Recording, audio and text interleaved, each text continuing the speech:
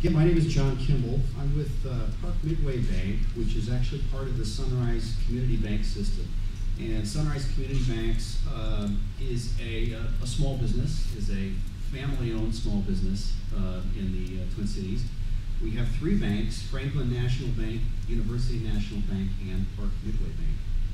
And the mission of the banks, the banking group, is to be a leader in improving the urban community, and particularly having an impact and a focus on low and moderate income areas. And so by that extension, I think we do tend to work a lot with various minority communities.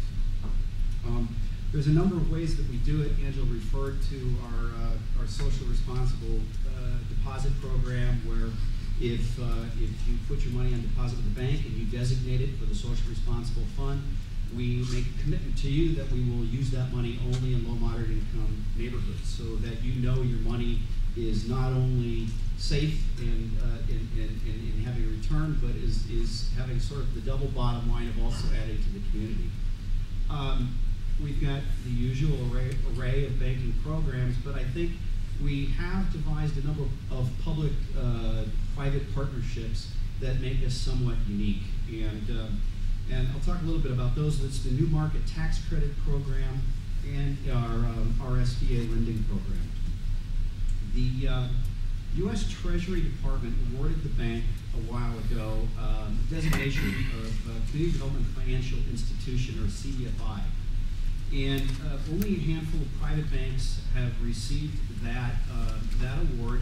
And it's really recognition of the bank's work in CRA and low moderate income neighborhoods. So what I think is the most important thing about the designation is it's sort of a seal that we really are living by the mission that we've established for ourselves, but it's also brought some monies into the bank that's allowed us to leverage our programs better.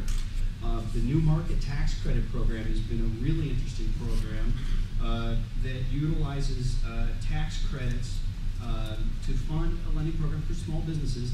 And New Market Tax Credits have been around for a considerable amount of time, but they typically have not been used for small programs in neighborhoods for small businesses. And we were able to put a program together and utilize those funds. It worked quite well. The program has at this point ended because we've completed about $7.5 million worth of financing, but we're actively looking now for a new round of tax credits and are hopeful that we will be starting up a new program soon. The African Development Center is a great example about how that program has worked.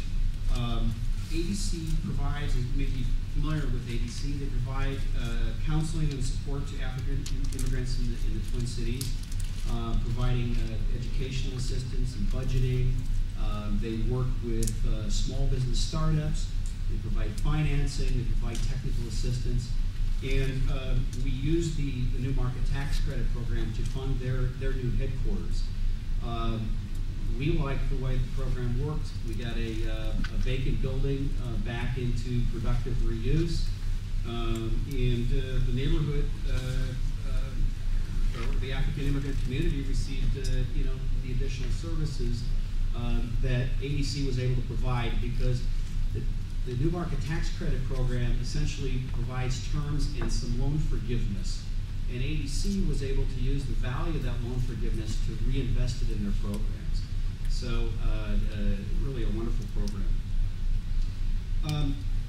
I mentioned SBA lending. That is a critical part of our work in the urban community. Park Midway Bank has traditionally been one of the largest SBA lenders in the state of Minnesota.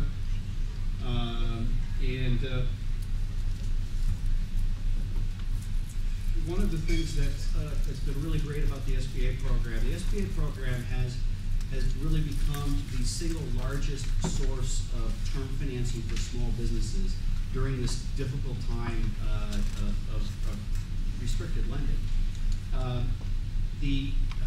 The federal government stimulus program helped the SBA program by increasing the amount of the guarantee percentage that can be provided to banks, and providing some assistance with the fees that are normally charged to the users of the program. this has been one stimulus program that I can definitely tell you is working in our neighborhoods. Our bank, our SBA lending, and in fact the bank's lending as a whole due to these public partnerships has increased over the last year.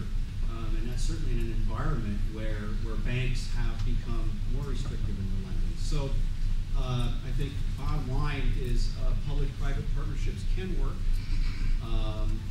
We continue to use them effectively, and we'll do so in the future.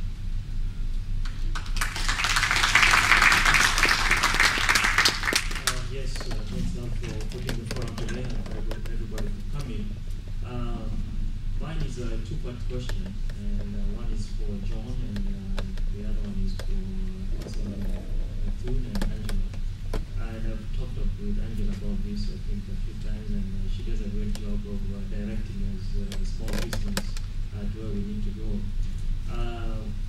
You know, a lot of people, we do look at government as more of a regulatory entity, but as we've heard here tonight, there are a lot of business opportunities, a lot of money that businesses can tap into within the city of St. Paul, for example.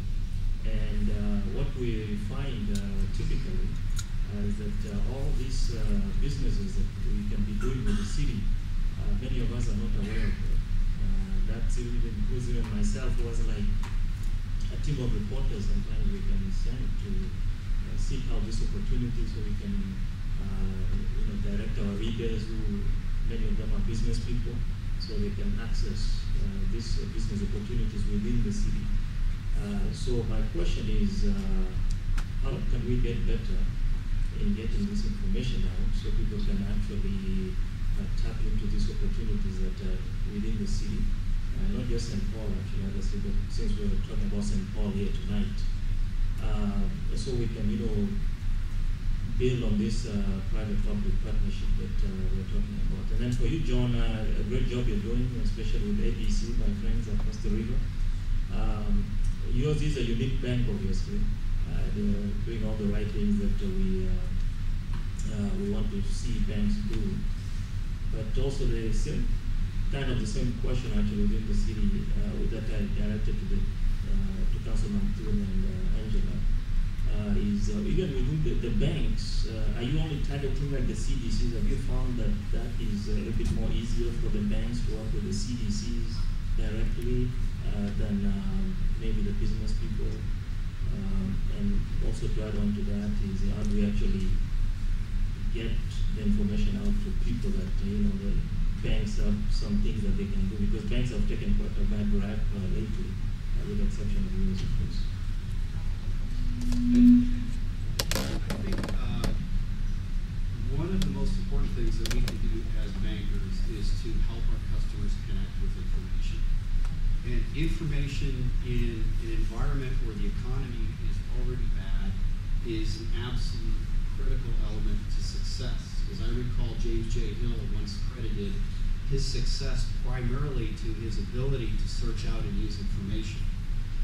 As a community bank, you want to help your customers get the information, but the reality is that we are a for-profit organization, and our mission is banking. We're not necessarily the best at providing all levels of information. We need to connect our customers. And the various CDCs that we work with in this community do an excellent job with business planning services, with budgeting, with networking, and all of the keys to success that are ever more important in this economy than ever before.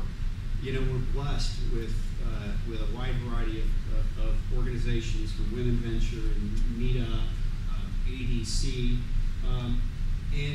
and also our small business development centers, SBDCs, that can provide sort of a university level of assistance. So really the job is about how do you knit all of these kind of separate pieces together, and a lot of it is about awareness. I think community banks can provide that level of service because we try to stay active in the community, we try to stay aware, and we try to network.